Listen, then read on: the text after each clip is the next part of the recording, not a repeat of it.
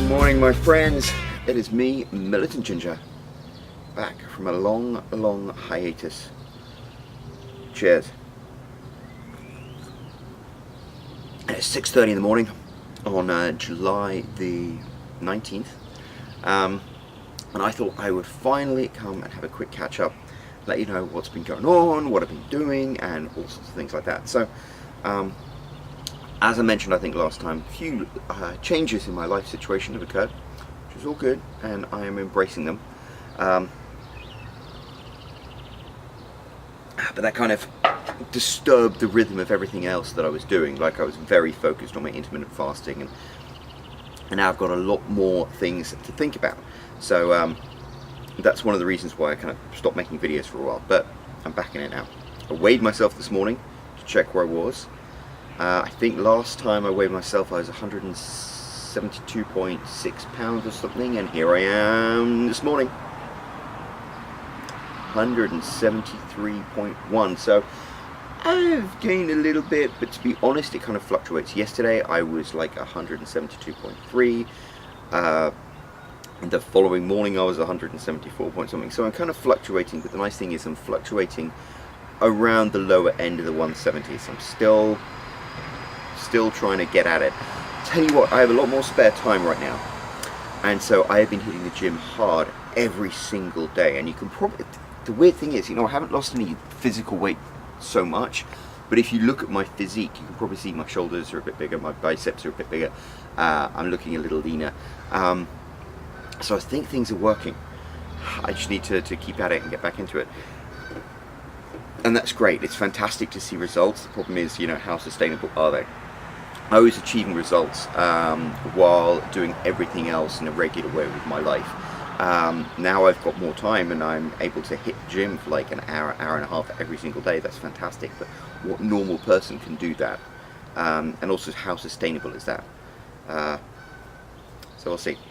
I've been chatting to Pretty Ugly Beautiful, who is my awesome intermittent fasting buddy. She's been using apple cider vinegar, which is interesting. It's something that has had, I didn't realize this, but there have been proven studies about the effect that apple cider vinegar has on weight loss. And so I've been doing that for a couple of days. It's really interesting. What you do is about 45 minutes before you eat, you get 2 tablespoons of it, pour it into a glass, and fill it up with 8 ounces of cold water. It doesn't taste very good, but it doesn't taste bad. I mean, it does taste bad, but it doesn't taste like super bad. So you go, and there we go. And the nice thing is, you don't mix it with anything else. You're not breaking your fast when you're doing that. Although they do say you should only take 2 tablespoons per day. So I will see. I actually feel pretty good on that. It's kind of like clears out your stomach, makes you much more able to enjoy food. And the one thing I'm interested in, because I have mad acid reflux, which I think a lot of that came from the fact that I was overweight for such a long time, and I'm kind of interested to see whether taking the apple cider vinegar helps control my acid reflux. So I will keep you posted on that. Also keep you posted on anything else, whether it helps lower my weight or make me feel leaner or anything. I don't know. So far it's a nice and easy thing to get into. The other thing that I'm going to get into at the end of every night is drinking a protein shake. I haven't been counting my calories so much, pretty much not since I started the whole intermittent fasting. I think that's one of the reasons I kind of stalled. I went low carb for a bit and definitely dropped some, but I felt more that was water weight than actual like physical weight. I think I am creeping down, but not in a fast way. I just thought, you know, taking a protein shake at night before I go to bed, that's a great thing. I can shove loads of chia seeds in there, make sure I get my daily amount of fiber, but you also get that huge hit of protein. And looking at my diet, you know, I'm pretty much a meat and potatoes kind of guy, and I've been trying to avoid the potatoes, but I still haven't been getting as much protein as I maybe should. So I think this is good. And you know, as a lazy dieter's routine, making sure you're eating a really good amount of protein every day is smart, because if you go to the gym every day and you eat tons of protein every day, on the days that you go above your calorie limit for the day, you're gaining muscle, and the days that you go under, you're losing weight, losing fat. So you can't really lose as long as you make sure you eat enough protein every day and go to the gym and hit it hard every day. You're either going to be gaining muscle or losing fat, one or the other, depending on whether you stick to your calorie surplus or deficit. So that's not very exciting stuff, I know, but it's interesting. Okay, it's now 6:35. I'm going to try and get a solid hour's writing in. That's the other thing. Now I've got a lot more spare time.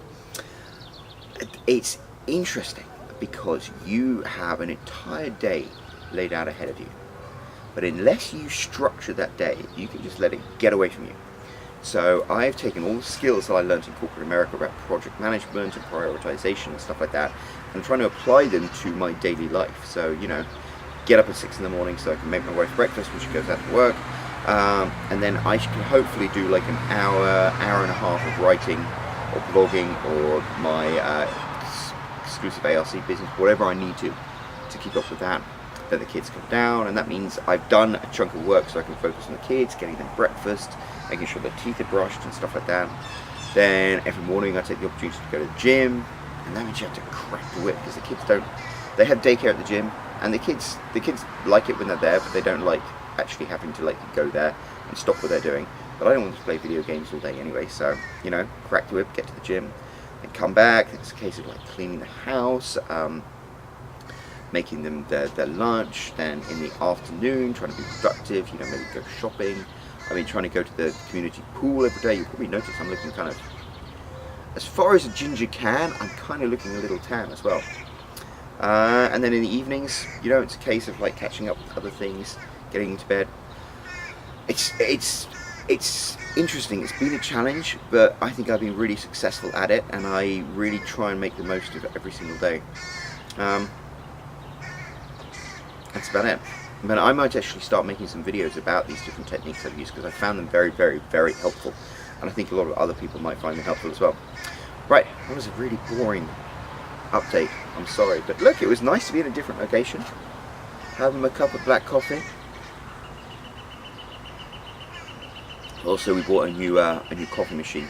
So the last couple of weeks I've been drinking instant, and I'll tell you what, in England they drink instant like as a default coffee. It's only pretentious people really like make real coffee. One of their most amazing things in America, it's like how you can get a martini cocktail anywhere in America, it's going to be pretty good. You can get a cup of coffee anywhere in America, it's always going to be pretty good.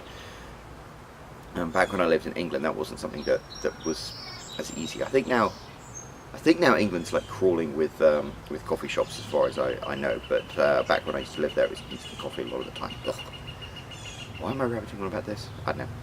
Anyway, cheers. I shall try and keep up with doing regular videos, but I will speak to you soon. Bye bye.